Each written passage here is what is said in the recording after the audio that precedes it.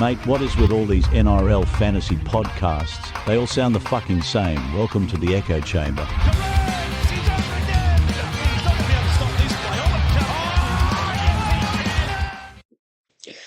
We reach episode 5 of the NRL Fantasy Echo Chamber. I'm here with Rudely and Eddy again. How are you going, Eddy? Good mate. Fucking good to have footy back on. Enjoying it. You catch any of the games, mate? I didn't see too much of them, but I was keeping up with them. I'm keen to see what Metcalf can do. What about you, Rudely? Have you got Metcalf in your team after that trials performance? Oh, yeah, I think he's close to a must-have after that performance. Locked him in. Ooh, must have even. I mean, if he does all the infield kicking and the goal kicking, he's going to have just such a good amount of value at quite a decent price. I'd smash him. Yeah, no, I do like him. I do Yeah. like him too, but I can't call him a must-have because I don't have him sitting in my team at the moment. I do like him a lot as a pick, and I could end up with him though. I think he's a better choice than Munster just because he's cheaper and has more value. Ooh, there we go. I think Spicy. Munster's a must-have. Yeah, I think I've seen Munster do it before though. yeah, as long as Boyd's not in the team, then he'll be really, really, really nice. Yeah, that's it. Yeah. There we go. There was another interesting name pop up that we've sort of heard floating around, but everybody's taken notice now. Owen Paddy, 2 tries in about 2.5 minutes. Is he in contention for a bench spot in round 1, you reckon? Or is he just is that a premium trials thing and he'll just float in at some point of the year? I think he's going to float in at some points, but I don't imagine Ricky's going to start him in Vegas. And, if you've seen the team list that just dropped, he's not in there either. Like, named at 14 or at 9. I think Paddy's is going to be one for the black book. Yeah. Any other things you took out of last week trials, Eddy? Yeah, I keep on telling myself that it's just a trial match, but I really would have liked to see IPAP a bit hungrier for the ball. Yeah, I'm hoping that's just a motivational thing, and then come round 1, he's keen as, but fucking it didn't seem to me like he had many touches, and he certainly wasn't going looking for fucking tough carries or anything like that. So I just hope, yeah, I've dropped him out of my team for now, not just because of that, but I just need to see some involvement, eh? Yeah, I think he ended up scoring about 17 points in 50 minutes, which is not what you really want to see. It's pretty yuck. You want that 40 plus. Know that. It was not awful. pretty. Yeah. Needs to do better in a premium Panthers team. But yeah, there's quite a few really reserve grade sides in this second week of trials because it's a lot of teams' actual first trial. Last week was just Vegas. However, there are a couple that are pretty strong, so we'll go through them a bit. Raiders look pretty much as per program with Tamale on the wing starting, which is quite juicy and interesting. We have Matty Nicholson starting edge. There's no Hosking at the moment. I think he's still got that calf stuff. And Tarpanay is in the All-Stars match, so he's not named. And yeah, as Ridley said, Starling and Levi are the 9 and the 14. Albert Hopewade is on the bench, though. So I think after last week's performance that was relatively decent, there still might be a little bit of a shootout. So I'm keen to see Tamale absolutely gun it up and really take that position for himself. Anything on that Raiders team lists, Eddy, that you're going to watch out for, or pretty much just as per program? Yeah, just in regards to Hopper being on the bench, that doesn't mean anything because keep in mind that there's like fucking 10 different players and then changed. So I wouldn't read anything into that, but I think it looks like Tamale's got the job, eh? Yeah, I'd love to think so. Just will it into existence. Fuck yeah. Yeah, definitely. On your Sharks side, Rudely, we have Stone Street sitting on the wing, which I find quite interesting. Toa got injured during the Sharks v Warriors trial. When he was running down that side and kicked the ball, I think he picked up a small for caution. Yep, that makes sense. Yeah, I got all excited over nothing. But yeah, other than that, it's very, very predictable Sharks team, Fanua Blake lines up for the first time this year. Kafusi's the other prop.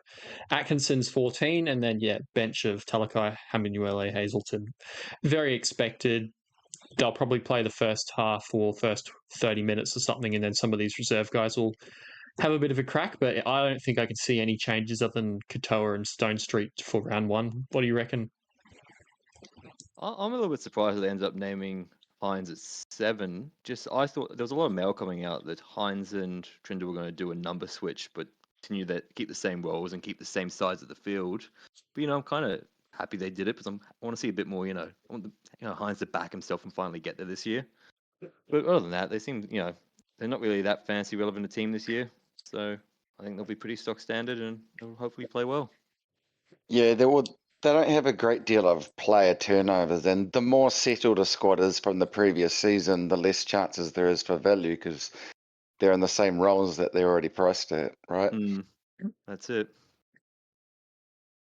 Yeah, absolutely. Well, next one of interest probably is Knights have sort of named a bit of a half and half team. They've got guys like Marshu in there still, Kai Pearce-Paul still in there. They have named Fletcher Sharp at 6, which I do find interesting that they're putting him, even if he's not first choice, that they are putting him in position to be in the halves. Cogger at 7, Frizzell at 13, so it looks like it's confirmed that they're doing middle things with him, or at least part middle things with him. Hastings is on the bench, is probably going to come in at some point and give it a shot, but yeah, I think Knights are looking to the future with Hastings and aren't really going to be too interested in him. Thoughts on that Knights list, Eddie? Yeah, as you said, it's sort of a bit of a mixed bag. The mixed bag ones are the most annoying as well because you can't read into it by thinking that it's going to be anywhere near the starting team, but at the same time, it's not such a bad team that you assume players aren't going to make it because they're with them. So it's just annoying because you can't get much out of it, eh? Yeah. Oh, this Eels team is actually a little bit similar too. I mean, you've got Iongi there because, well, first hit out not surprising. Volkman as well. He's going to be reserve grade. Dylan Brown is there though. We do have the interesting look that Brendan Hands is there and Joash Papali is 14 rather than Joey Lussick. But I mean, again, I would not be surprised to see that switch in round one. Cardi bench, Kaltoga starting, but that's probably also trials, shenanigans, and just giving them a shot. I'll be still very surprised if Cartwright is not in the edges in round one. Yeah, I reckon that he's the one edge that they know is already in there, so they're giving other people a chance to get some reps in. I think you'll find it'll be Carty and Kelmer. Yeah, I reckon so. What do you make of the Dolphins halves, though, with Avarillo named at 6, but otherwise pretty much reserve grade? Is that indication that it will be Avarillo in the 6 and they're giving him a hit out there, or more so that maybe Avarillo's not even there? Oh, fuck, it could go either way, to be honest. Yeah. Rudely, you got any Dolphins comments on that? I think this is pretty much straight reserve grade apart from probably Avarillo. Well, I think it'll be the same quality as their first grade team, to be honest. I've got the tip of the spoon. Yeah, I need them to get the spoon so that the Warriors won't get it. Yeah. We're real good at it. We're the best team in the league at coming second to last. We never ever come last, but I think we've come second to last probably more than any other team. Oh man, I don't think Warriors will be that low down there. Like, surely there's a couple teams worse that'll be fighting for the spoon with the Finns. I think we do have a good chance at bottom 4, though. Yeah, I reckon probably as well, unfortunately. Cowboys side looks just straight reserve grade. So it is interesting that Rob Derby is named at wing in here, so that could mean that he hasn't won the spot, which he was probably the least likely out of those backline 250k guys that would get in for round one. But yeah, probably more leaning towards that he's not going to get in now based on that team list being really, really weak.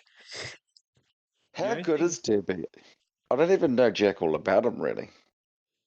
I don't know heaps about him. I'm pretty sure he's good, but he might be have a couple of errors in him. I'm not dead Yeah. sure. You'd have to ask Thorsky on his next time. But yeah, we'll see how we go. The only What thing about else? that Cows team that I'm just a little bit interested on is Lawton named at 9.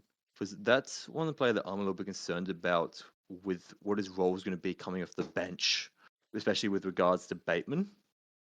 So I imagine it's just just because it's a trial they put him at 9, but I don't know if he's going to come on solely as like hooker cover or if they're planning to use him to take minutes off Bateman at edge because Lawton can play edge. I'm a little bit curious to see how that goes.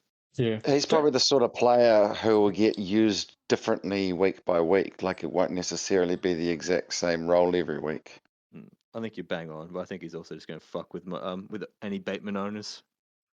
I yeah, hope not. possibly. Possibly, we'll see. Cohen And Hess put that is fucking bad karma on me.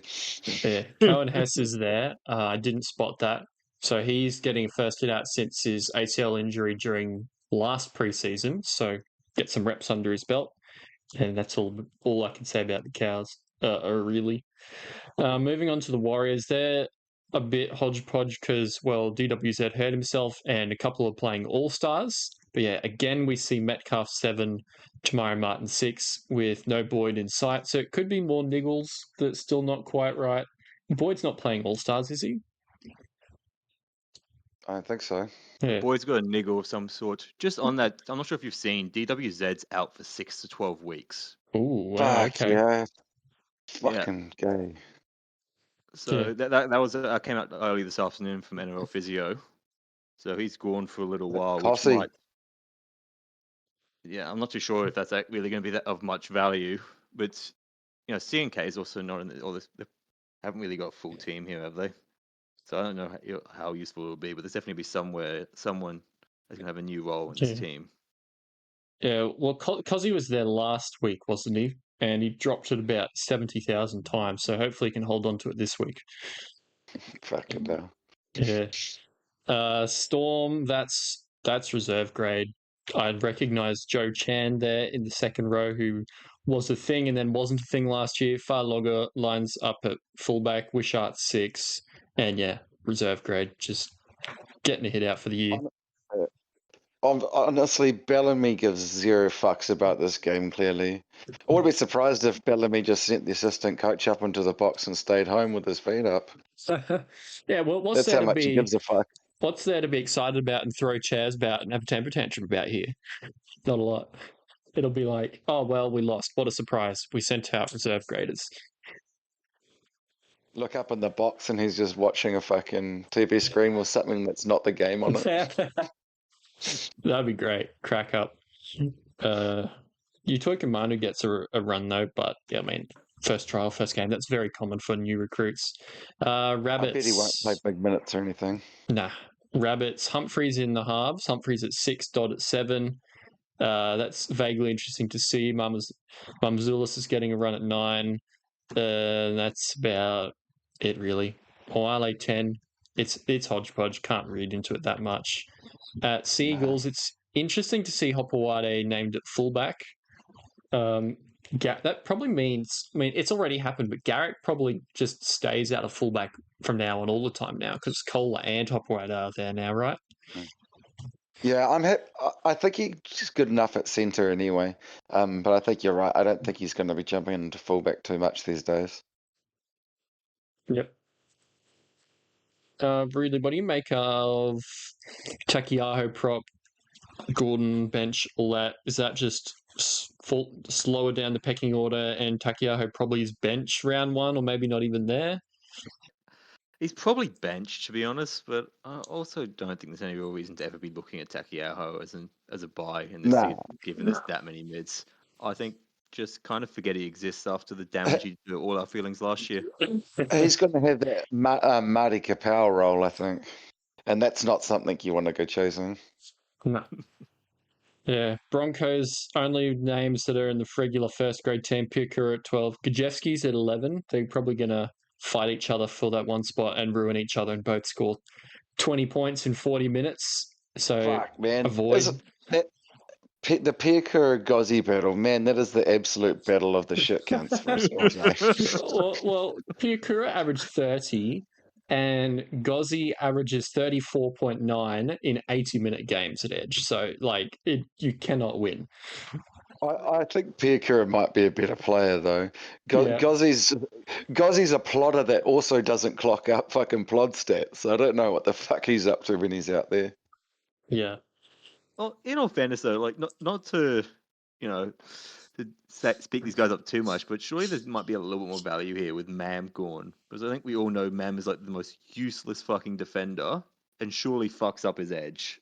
And it's a good cause to half their missed tackles. Oh, I Surely there's reckon gonna be some Piakura would improvement have there. made less tackles, but I'm just would have missed less tackles, but I'm not confident on a lot else, to be honest. So even if it was him, I mean, after what he did to us, I find it hard to take him. I mean, there probably is value there, but I find it hard I'm in not my fucking mind to getting him. justify enough. Like, I cannot think there's 10 points there. Oh, I'm man, not fucking getting him. No. You don't want That's to all I got to say on that. Yeah. Titans, we've got a couple of players here from the main team, especially in the forwards. But I'm most interested in AJ Brimson at 6, despite Campbell being out and a bunch of backliners out. That just says to me that he's going to be 6 round 1. You reckon so, Rudely? Well, not round 1, round 2. I'm not convinced that that's what that means, just because JC isn't here. Like, if JC's not here, like, clearly the discussion is it's going to be AJ Brimson, Foreman, or JC in the halves. So there's obviously going to be some kind of order of that. So just because JC's in the All Stars doesn't mean that Brimson's a lock for 6. Saying all that, I still think it's going to be JC at 7, Brimson at 6, with Foreman either on the bench or not relevant. And That's Brimson's definitely my what team. I think. I reckon so too. I just reckon with what is it? Keeney out and is it Cam Pereira that's missing?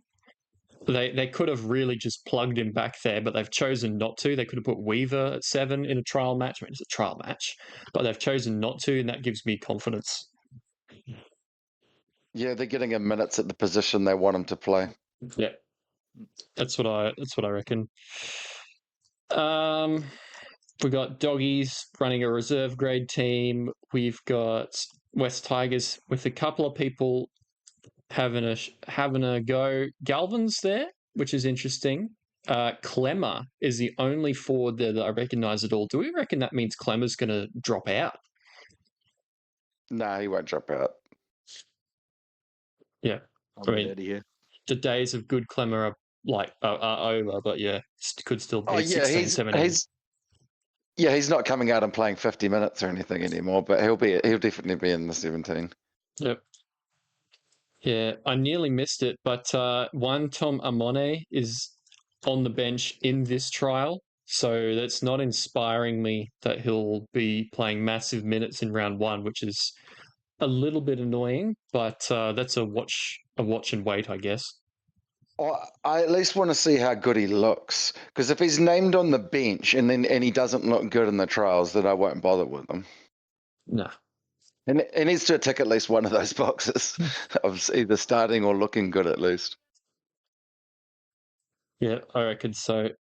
Roosters, we've got a couple of guys that are missing, but they're otherwise got a few people in the correct positions. White at prop, though, is a little interesting. There's Wong at lock and Bradley at edge. I do think that's probably a good indication that Bradley is going to stay edge. What do you make of White at prop, Rudely? I think it might be good for him. Like, I'm not certain yet. I'm getting more and more confused about what the Roosters forward pack's ultimately going to look like. But I do think White surely should be getting the role that Terrell May had last year. I think that's what this makeup currently shows, which I think supports that White's going to have a good amount of value. I'm not that shocked to see him start at prop. There's all that talk about him at lock, but to me he seems like a prop, and to me he seems I'd have him as a starting prop too. I'd still have Lenio coming off the bench. So yeah, I wouldn't be surprised at all if they do that. In which case, he'd probably be good for 45 minutes and be a pretty good buy. I think May's role last year was way too fucking insane for it to be repeated by White. I don't think White's going to be playing like 25 minutes some weeks and then 80 on others. I think it'll probably be all closer to that sort of between 40 to 50 mark, maybe finish up at 45. Just need to see him in that starting jersey.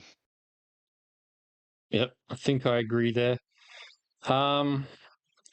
They just also have so many other locks. Like Radley can play lock, Wong's been named lock, Nat Butcher can play lock. Yeah, it's as you said, him at prop isn't too surprising when they got so many options. On to the Dragons now. As expected, Cook is 9, Little is 14. What I'm interested to see though is DeBellin is lock, Couchman is prop, Gula is the other prop. So this otherwise looks relatively close. Is there any interest in a Gula or even a Couchman? No, I think Couchman's eventually going to be really good, but I think he's going to be one of those players that are really annoying because his minutes over like the course of a couple of years will slowly rise up. So he ends up being a gun, but fucking he just slowly and steadily got there over fucking a long period of time. So there was never a great time to buy him, and I think that's what's happening right now. Yeah, almost like Lindsay Smith, who goes up about 5 points a year. Yeah, Yeah. 5 minutes a year. I think that's what's happening. Yep. All right. Well, that's the end of those team lists. We've got the All Stars team list as well. Do we want to go through those or not super relevant for fantasy? Nah, don't Yep. worry about it, Ken. Crack You think it'll be a good game though? Pardon? You think it'll be a good game? Because I know the halves for the Indigenous All Stars aren't playing that played last year aren't here because they're in the Sharks team. Are you excited for the game or not?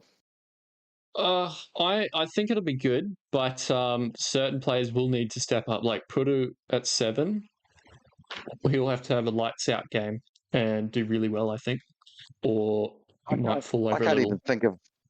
I can't even think of what Purdue looks like. Nah. He played for 7 at the Sharks trial. If you watch that game, Oh, wasn't no, his best game. I'll watch it, but fucking there's not really fantasy implications in these games. It's more just seeing if anyone gets hurt and what the ramifications of that are, good or bad for fantasy. Yep. So Pong HIA first 5 minutes. Oh, don't Maybe. say it. All right. Well, let's get onto this center position. We'll go from the top. There's a couple of guys who breached 50 last year. A lot of them are outside backs. You probably don't want to start with them. There's only 2 that I even have a sniff of vaguely thinking about. Dylan Lucas has the center duel. He's going to start on the edge, but Eddie, are you keen to take somebody like Lucas with just this flaw that we know that he can do at edge, or is it way too much money, 672K? It's not the worst pick. I would like it a lot more if it was slightly cheaper. On the one benefit is if as long as he stays healthy, I imagine he'll be an elite keeper centre. But I mean, there's a long season. Fucking most of your players from your first 21, you end up trading out at some point, so you don't know if he actually will be a keeper. So it comes down to his value, and his value is probably only a couple of points. So he's a decent pick, but he's just a little bit out of the price range that I'm looking to spend for my second rows. How about you, Rudely? I think you've pretty much hit that nail on the head, to be honest. I think he's going to be an elite scorer, and at some point this year, we're probably going to want Dylan Lucas, as I think he'll be up the top 3 scorers for the position. But I think to start the year, I think the well and tried and true and tested strategy for centres is to spend as little and Without 72K getting 20-point cunts. without getting 20-point guns. That's the goal. Yeah. So I'm going to be steering clear of Lucas. I don't think, like, if you want to get him, I'd probably advise not to. But again, I think you can make arguments for it, but you're really hoping for him to pull an Iron Man season out. Yeah. Yeah. Are there any other expensive centers, say above Garrick or so? Are there any others that you're even considering, or just not this year? Not this year. You could say the guy from the Titans is basically the same sort of buy as Yeah, what's his name? Crazy Furmore. Eyes. He's only 7K difference too. So it's like, do you want to buy one or do you want to buy the other? And here's a buy in round one as well. So yeah. Yeah, so no, yeah, fucking, you're definitely not going to get him actually with the buy in round one on top of all that. Yeah, I just want to know what Herbie's going to finish the year on, because far out, there was an incredible year. Can't buy him at that price, but you will absolutely want him at some point. He took fucking Jay-Z to fourth place. Jay-Z had him through all of that good shit. And no other cunt owned him at the time. Yeah, absolute legendary season. And Way he legendary. took though. Yeah. Yeah. The only one I might mention, which I don't think I'd buy into the mentality, but I've seen some other people talking about him, is Kale Iro. Because he had an incredibly low try scoring rate last year until literally the back end of the season. And people think there's a lot of room for improvement. I can understand that argument, but I just don't think he's going to average more than 46 or maybe 47 for the year. Yeah, I mean, I see the argument about the try thing. However, you do sort of need to keep into consideration the fact that actual centres, playing centre, don't average 50 plus very much. There's very select few, so there's just a good chance that won't happen. He did get a lot of other stats, so he'd have to fucking keep all of the good stuff and then add in more tries. It's just possible, but I wouldn't be banking on him becoming a 50-point centre. I'm with you. Plus second year syndrome as well. Yeah, which is a real thing. I think that teams will do their video on him and try and reduce those tackle breaks and stuff that he liked to do just through strategy and having different amount of people on him, defending him different ways. So yeah, I'm not at that price. But we'll come to Mr. Headknock himself. Rudely, are you hot on him, or is he sort of faded as preseason's gone on? I'm seeing less teams with Garrick now than I have before, I reckon. I've had him locked in my team, I think, since I first made it. He seems to have a good lot of value. He's got dual, like he's gonna have goal kicking. We like goal kickers. Like I think he's probably one of the best highly priced centers. Saying that, I'm not playing the center at the moment. Neither am I. I think I will. But like, especially, I think Manly's in for a good year this year. They have a really easy draw. As long as Turbo's fit, which is always the fucking asterisk with that team, I think Garrick's going to benefit. Yep, I can agree with that. I just want him to have a Ponga season where we're worried whether he'll get head knocks or not, rather than a Wade Egan season where it's like, no. But yeah, I think Ruben Garrick's a very good buy, and I might yet flick Brimson back to him. Yeah, he's fully locked into my team, has been the whole time. Like Rudely said, I've got him at winger fullback as well. He's a lot cheaper than the elite guns, so I think he's the sort of one that's got the most value. At centre, he's mean. Like, he makes fucking quite a lot of, like 18 tackles a game. Doesn't miss that many. Gets fucking big winger sort of style run meters. Gets tries, kicks goals. Basically, as long as he doesn't get hurt, it's a fucking massive slam dunk, 50 points. And then you can move him to centre later when it's more convenient. But I think he's mostly useful as a winger at the moment. Yep, fair play. Campbell Graham's too expensive. They priced him at his average last year. I'm not interested in him really. Just thought we'd probably better touch that. Yeah. I don't even know if he's going to be there. Yeah, probably might not either. The next, well, even down at 500k, Targo's half a shout, but that's not enough when we've got so many value guys this year. I've seen a few people running around with Targo just thinking, just betting on the bounce back, which is a decent shot, but bounce backs are always 50-50 though, when it's just asking for a form bounce back. I think the upside is that he does have similar value to Garrick, but he won't be a top guy in that position, so he loses a lot of that appeal as well. So, yeah. And then there's a chance that he doesn't get it anyway. Yeah. Difference between those two is that if Garrick doesn't get injured, he is a 50-point keeper. Like, he just fully is. Whereas Tango needs to be not injured and on top form. Whereas And the other Garrick's thing- just standard form sits at 50. The other thing is Tungo needs Cleary to not be injured. That's true.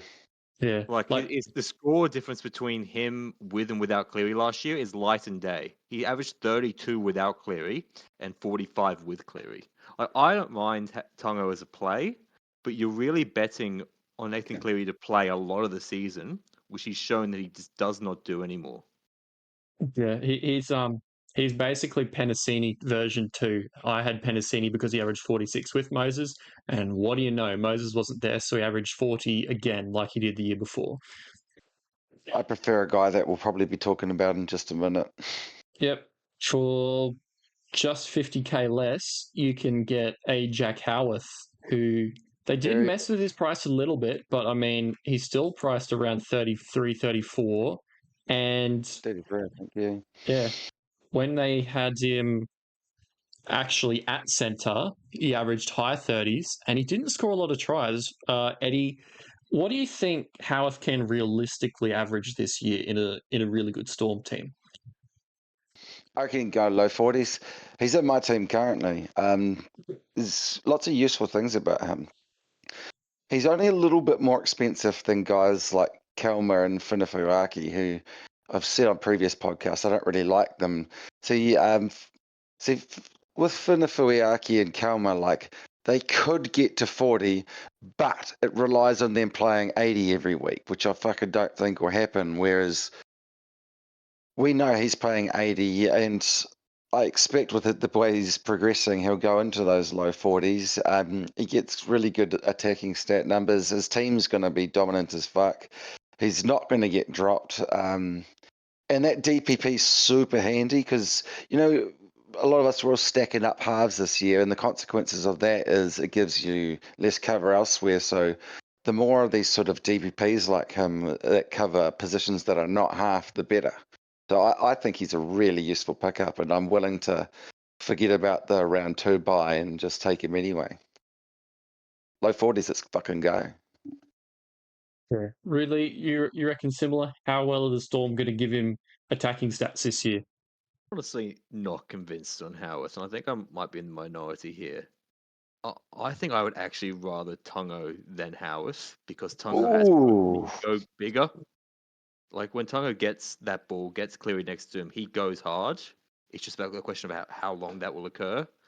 Howarth is, he is clearly underpriced. He's priced at 33 and a centre average of 80 minutes. When he actually plays centre for 80 minutes, he's sitting on an average of 38. So that's already got 5 points of value. So you're betting on a 5-point improvement on what? Just because Storm's going to play better and because he's going to improve? Well, he's going to suffer from second year, second year symptoms. I think people are going to shut him down a little bit more. I think he'll pass the edge a bit more. I don't know. I'm not overly convinced on Howarth. Yeah, we just got different ideas on what he's going to do, I suppose. I guess so. I'd love to Fair see him play at edge. I think guys like Howarth that have been touted and brought up slowly are less susceptible to second year syndrome than other guys. So I wouldn't be surprised if he does do really well and not have that much second year syndrome. But yeah, I don't have him in my team at the moment, but I'm looking more and more towards him. He sits nice on your bench. Gives you a nice little cover. Honestly, just fuck Kelmer and Finn are fucking, even though they're playing on the second row and he's playing at centre, which is usually not what you want. Fucking, I reckon he's going to dust up those cunts as a second rower even. Yeah, all right. We'll have to see. Tago Get him on that versus bench. Howarth. Yeah. There's really not a lot of those middle guys. Hey, it's pretty much you just go down to. I have Good. seen a few people with Stephen Crichton, but I just don't see that much of a bounce back. 15% owned, I think, is way overs. What's different this year than last year? He's got the same role. The team's probably similar, like quality. And he played well last year for that average. Like he didn't like hit in terms of actually playing NRL. Like he didn't have a down year. He didn't have a bad year. He just just doesn't score in that good in fantasy, and I don't see what's changed. Yeah. Any Crichton thoughts, Rudely, or is he just name value pick? Yeah, I don't think he's going to have that big a bounce back. I also think the Dogs are going to regress this year. I think they really overperformed. So I just don't see Crichton really hitting the old peaks he hit. Nah. Yep. All right. Well, it's a bit of a jump down to the next one. One of the highest owned players in the game. We've got one Jack Bird who's going to start at lock, but is positioned at neither. He's a dual edge centre again. Eddie, how lovely is it to have two centre edge dual guys in our team that are probably going to be really good value? Oh, fucking lovely. Fucking, especially one that's playing lock. Yeah, Bird is the word. Just fucking lock him in. Sure, he's got a bad injury history, but lots of players do, and the upside's way too high. Like all he has to do is not get injured, and he'd probably go up and just sit at 40 points in your centre position. Some people are like fucking certain podcasters and shit are trying to spread narratives now, suggesting that he's not a buy. Don't listen to them, man. Like these guys, we don't need to name them, but they'll say in their podcast or on the forums, oh no, Bird's a trap, Bird's a trap, Bird's a trap. You watch round one, they'll have Bird in their fucking own teams. They're fucking full of it. Get him in your team. I just find it really hard to believe that Bird would be a 40-minute lock. I mean, that just doesn't really happen No. strategy wise. So 50 minutes Bird. And he's the type of player that he gets tired later in games, so his scores don't go up that much, and his 50-minute games aren't actually that bad PPM. So yeah, 40 points for sure, I reckon, is what we'd be looking at. Rudely, anything bad to say about Bird, or it's just hope his knees hold out? Oh, he's going to break at some point. Like it's a guarantee. He's not going to make it through the year. The question is just how long. So you grab on because he has that much value, and you pray to God he manages to make at least some money before it happens. And I think you can't be sitting on the sideline and watch him make 15 points worth of value of money for everyone else because you were too scared of an injury. Yeah, absolutely. In saying that as well, once the injuries fucking does hit, just fucking pull pin fucking on him for the season. Just trade him out at that point. You don't hang around playing that game with Bird once the injuries start coming. Don't turn him into cheese. Don't try and pick him up again at 470k and go, he might go. Yeah, don't turn him into cheese is my recommendation. Yeah, just take the first leg of this journey. Sounds good to me. Really not many interesting. Like I've seen Tass, but like Tass on the wing absolutely sucks. He'll probably go out when AJ's back anyway, right? Yeah, fuck that. Yep. He's going to be shit. Don't sit there looking at his centre games from like 3 years ago going, oh, what if he goes back to this? He's fucking not going to. Yeah, they got Whiten and they got Campbell Graham back. There is no way he's playing centre and at wing, especially the right wing of South is an absolute graveyard. Just, don't get trapped by that. Yeah. Cody Walker and Trell don't like going that way. Alrighty, one guy that we'll get a look at this week after he didn't play last, Tamale at centre, at wing actually, but he'll get the duel, which will be nice and fun. I'd imagine most of us would be playing him at wing fullback, wouldn't we? Oh, no, he's on my emergencies. However, one play that I think's really good for this Vegas round is put him in your 18th man slot, and because he plays fucking first game, and then if he goes and gets like a 50 plus, go and get JC or Brimo and put them as your starting winger. You get to take his 50 plus points, and it doesn't even fucking matter that fucking Brimo and JC got a red dot in the first game. You just get a free one. I think it's a good strat. High chance I end up doing that. Rudely, are we worried about Hopewhite in round 2 coming back from his kid being born, or just Tamale, if he's there, have to take him? I think if he's named first week, I think there's that much high raps on him. He's priced low as hell. With that much hype around him, just everyone else will have him. It's not going to be that big a loss if he goes down, and he's priced slightly higher than other basements, so it won't be as hard to get rid of him if everything goes to shit. Lock him in. Yeah, 100%. And all four of these options, probably will only get two of them, but all of the 250k and 230k guys, Purdue, Toa, Jesse McLean, if he wins it over Casey, and Toya, they're just free money if they are named, right? Like, I don't think Jesse McLean and Toa will be there by any means, but I will be very surprised if we don't get at least one of Purdue and Toya. I'll be fucked off if we don't. I don't really give a fuck about Purdue because I don't think he's going to be that great. I really do want fucking Toya though because he's good enough to play in his style of footy is good enough to play in your starting team because he gets offloads and tackle busts and big meters. So yeah, he's starting quality. So I really want him. Purdue, if we don't get Purdue, who cares? There'll be some other cunt that's just as good as him. Yeah, For if we get 250k. all three of Tamale, Purdue, and Toya, I'll probably fade Purdue out of that, especially with Tamale's duel, even with the 50 extra K. Yeah. No, I'll be happy to phone Purdue if need be. Rudely, is it better to pick Purdue with the safety, with cheaper, or is it better to go the other way? I'm not hearing Purdue's got the spots. I'm hearing Neither that. am I. I think Purdue's dead unless something's come out recently. I think it's down to Toya, which still has massive question marks. And, It does. And who's the other guy? Stafford Toa, who I still don't think will get it either. I think you're really going to be sitting with Toya, likely Tamale, and then one of either Howarth, Tago, or Garrick as your three centres for the season, is my money.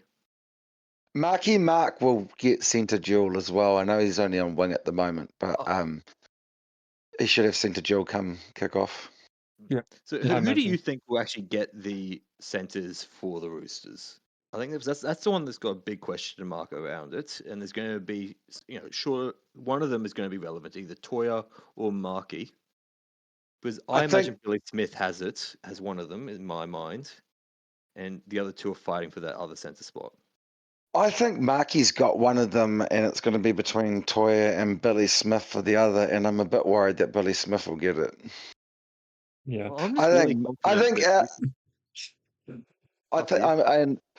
I would say that Marky is probably getting paid what Toa and fucking Billy Smith are getting paid combined. And I think they've brought him over as a dead set starter. He hasn't come over from fucking Union for chump change. He would have come over on good wedge. I think you're probably bang on the money there. I think that Roosters will have Billy Smith in the starting team, given the amount of dedication and faith they've shown in that lad. Yeah, then it's probably Toya that shit out of luck. I think it is Toya that shit out of luck, to be honest. Are Because you going to start with Marky? Yeah, definitely. I've got him in my wing, a fullback at the moment. Yeah, he's definitely in my team. Like Toya and Tamale, in his reserve grade stats, although they're limited size, again, he's a tackle busting, offloading, big meter sort of player. That's also good under the high ball. I think he's as long as he's playing, I think he's going to score well enough to play in your team, not like Purdue or some shit like that. He'll be good. I'm with you. I think Markey and Tamale both having DPP, both being 300k is going to be. Yep. Yeah. I don't know exactly what Mark's on, but I think you'll find that it's quite a lot because he would have had job offers around the world for like pretty big amounts of coin. He'll be on over $500,000, and Toya's probably on like 150k. Yeah, it's hard to see the guy they brought over and all the. Well, it's not just all the articles said, but I mean, he came over from Union. I'd be a little surprised if he actually wasn't there round one. Well, no team pays $500,000 to bring over a fucking backup centre, do they?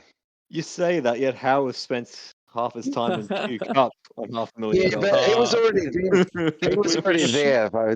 They didn't fucking bring him over. It's tragic that we didn't have him on the pod today because he would have talked about Howarth for about 27 minutes straight. Fucking Yeah. Beluga.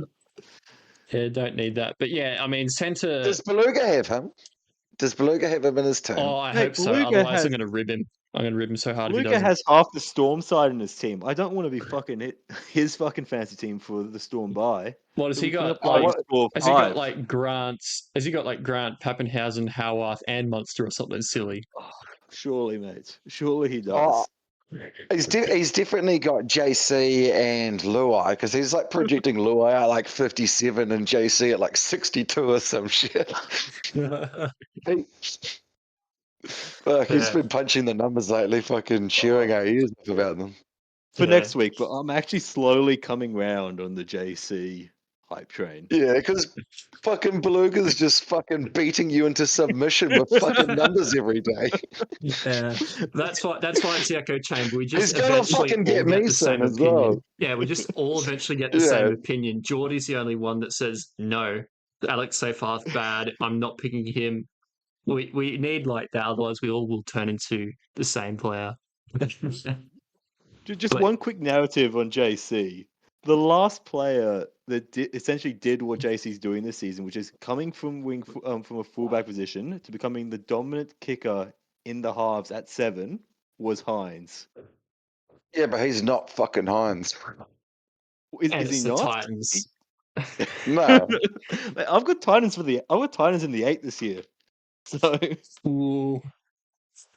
I reckon that clutches it. If you think Titans make the 8, put JC in. If you don't think Titans make the 8, leave him alone. Yeah. Fuck, he's pretty good at playing 15 games or less every year, though. Yeah. We should make a shortlist team of players that just blow up when you least expect it. See how long we can last and run out of trades. But yeah, Bird would be Bird captain. misses just as well.